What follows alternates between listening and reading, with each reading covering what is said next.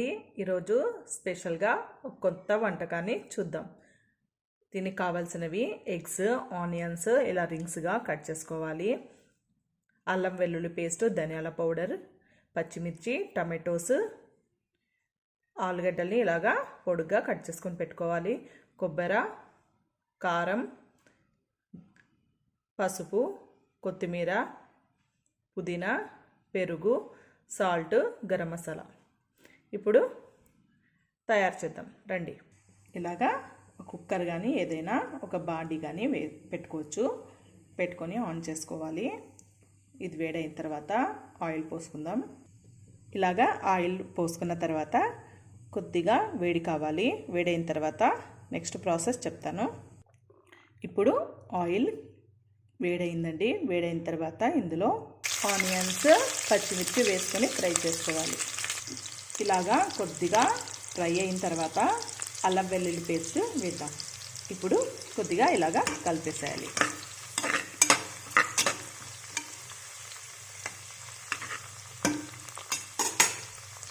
తర్వాత ఇందులో గరం మసాలా కానీ బిర్యానీ మసాలా ఏదైనా వేసుకోవచ్చు. దీని తర్వాత పుదీనా వేసుకుందాం. వేసుకున్న తర్వాత కొద్దిగా ఇలాగా కలుపుకోవాలి.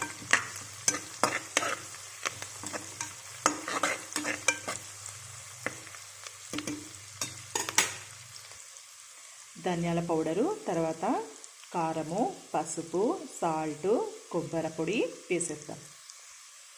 ఇలా వేసుకున్న తర్వాత ఒక్కసారి కలిపేద్దాం.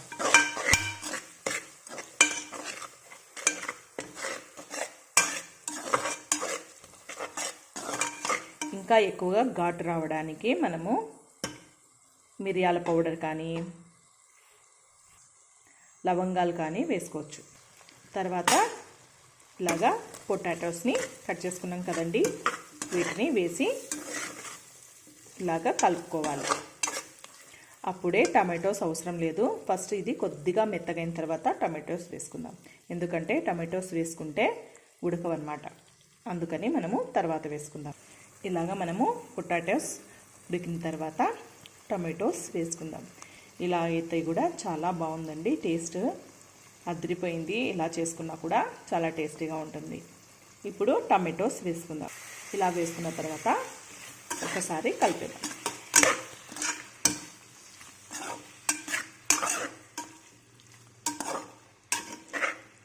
మనకి ఇంకా కొద్దిగా కారం కావాలంటే కారము, సాల్ట్, కొద్దిగా మసాలా అయినా వేసుకోవచ్చు.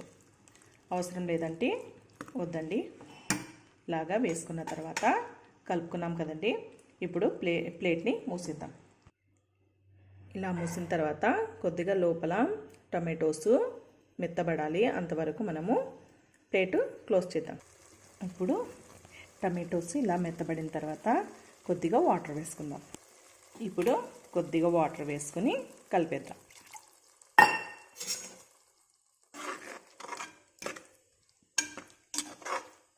ఇలాగా వేసుకోవాలి. ఇలాగా కలిపిన తర్వాత పొటాటోస్ బాగా మెత్తబడింది. ఇలాగా మెత్తగైన తర్వాత కొద్దిగా ఒక 2 మినిట్స్ ఇలాగా ఉడకనిద్దాం. తర్వాత మనము కట్ చేసుకున్న ఎగ్స్ని వేసేద్దాం. ఇలా చేసుకుంటే కర్రీ చాలా టేస్టీగా ఉంటుంది. ఇప్పుడు ఎగ్స్ వేసేద్దాం. ఇలా వేసుకున్న తర్వాత కొద్దిగా మనము పెరుగుని వేసేద్దాం.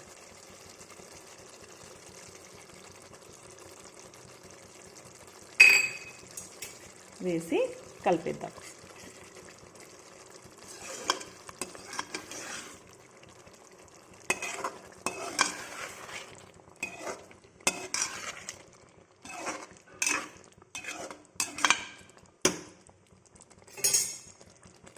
ఒక 2 మినిట్స్ ఉడకనిద్దామండి. ఇప్పుడు మనకు కావాల్సిన ఎగ్ అనేది రెడీ అయిపోయింది. ఇందులో పొటాటోస్ వేయడం వల్ల చాలా టేస్టీ వస్తుంది. చాలా బాగుంటుంది. మీరు ట్రై చేసి కామెంట్స్ పెట్టండి, సబ్స్క్రైబ్ చేయండి.